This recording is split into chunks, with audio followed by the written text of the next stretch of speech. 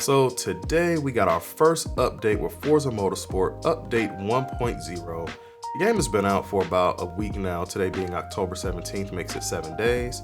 And it looks like this update looks to address quite a few concerns that the community has had and just a few issues that has been going on with the game. And I just kind of want to take a quick look at it here. So in this video, I won't be going over every update or every thing that's been fixed, but I will include a link in the description below so to link to the update notes if you want to read through them yourself. But I just kind of want to go through some of the high level and the important stuff here. So let's just dive right in. So right here, the first ones that we kind of come across are stability issues on all platforms. So you have literal just general stability bug fixes and crash scenarios, and then it looks like we have about 4 different crash scenarios that they have specifically outlined here. So fix a crash that would occur in the Builders Cup career mode after upgrading a car and entering practice in the Fox Body Challenge race on Watkins Glen.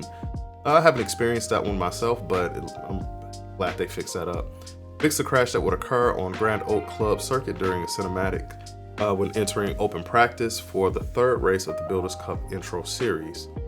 Fix a crash that would occur when entering a free play race from the My Cars menu if there were too many cars with custom thumbnail images. That's interesting. Fix a crash that would occur upon loading into a free play race. So the thing is, I've experienced quite a few crashes. I can't really remember at this point if they were all related exactly to these specific scenarios. But definitely just at random moments, the game would just shut off and I would be back on my computer home screen. So here's a big one that I know a lot of people are going to be really happy about.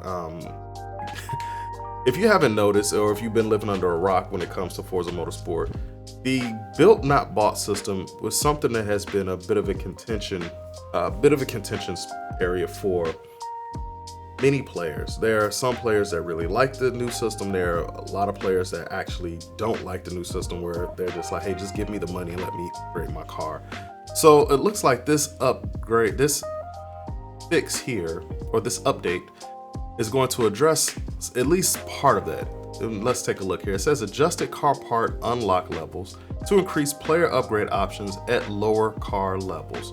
Most car parts should be unlocked within a single Builders Cup series.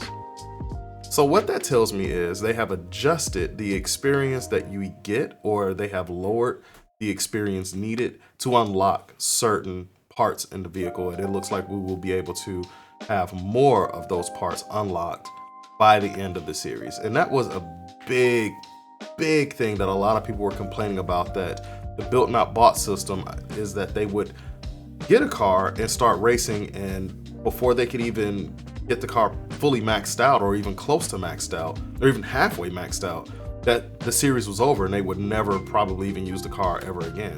So this looks like this is an update in the right direction to kind of update that. I personally like the built not bought system. I personally like spending time with the cars and getting to know the ins and outs and those sorts of things. But I know a lot of players really didn't vibe with it. So hopefully this addresses that and makes the game a little bit more pleasurable for those players. So moving on here, looks like we also have improvements to ensure car affinity manufacturer award discounts are unlocked when intended, once a player reaches car level 50 in a car from the respective brand. So looks like, yeah, the same thing. It looks like they adjusted the amount of experience needed, or the amount of experience we get, or the amount of affinity. I'm sorry, I keep saying experience, but the amount of affinity that we get is adjusted once we hit car level. All right, so moving on to progression with Xbox Series X and S only. Fix an issue that will cause players to lose gameplay progress if they continue to play Forza Motorsport after a new game update has been released. Now, this is a huge one. I play on PC, but I can imagine that anybody who's playing on Xbox Series S and X, this is a huge impact, and you don't want to lose your progress just because they updated the game. So I'm glad that they actually addressed this. Moving on to graphics, fixed an issue where entering and exiting the video menu in-game resulted in black levels being substantially raised, creating a washed out look. That's another one that I'm not experiencing since I'm on PC, but once again, glad it's fixed. All right, so let's move on to multiplayer, because a lot of people have been jumping into multiplayer, and same thing, a lot of mixed reviews. You have the shameful rammers, and you have some people who are like, hey, this is the best thing since sliced bread. So let's just see what they actually addressed here. So fixed an exploit in featured multiplayer where in specific scenarios, a player could post impossible lap times onto the qualifying leaderboard by entering qualifying directly from a practice session. I have personally seen this happen, this first one here, and it completely blows my mind that someone could run like a 30-second lap time on Grand Oak, and we're like in Velosters and Honda Civics and things of that nature. I'm like, how is that even possible? So I'm glad that they addressed that. Resolved an issue where at times incorrect safety ratings and driver skill ratings were used for matchmaking. I didn't know that this was an issue, but now that I'm reading it, it makes sense as to what I've been experiencing with some of the races on multiplayer. I initially got a rank S after doing the initial series where you do the first 3 races to get your ranking and everything. But when I hopped into a lot of the races, I was definitely going up against people who were not S rank, and he didn't have that safety rating. And let's just say I experienced a lot of shameful rammers, and my safety rating dropped quite heavily because of it. All right, moving on. So fix an issue where control of the car wouldn't be handed back to the player upon exiting the pits in featured multiplayer and beginning a solo race in free play. I can't say that I've experienced that one, but glad they fixed it. Fixed an issue that prevented players from downloading and saving another player's livery while in the private multiplayer pre-runs. Got it. So let's see, moving on. So it's livery editor platforms. I'm not going to read that one. Looks like it's just a few updates to the liveries. Tracks, let's see what's going on with the tracks. Updated track side flag textures in Indianapolis Motor Speedway. Great, I guess. Fixed an issue on the Le Mans track layout where a specific curb would stop LMP cars as if they were colliding with an invisible wall. That is crazy and huge. I'm glad that this is being addressed. I have not experienced that, but I can imagine this having a race and then all of a sudden going over a curb that you would think that would be okay, and then you just slam into a wall.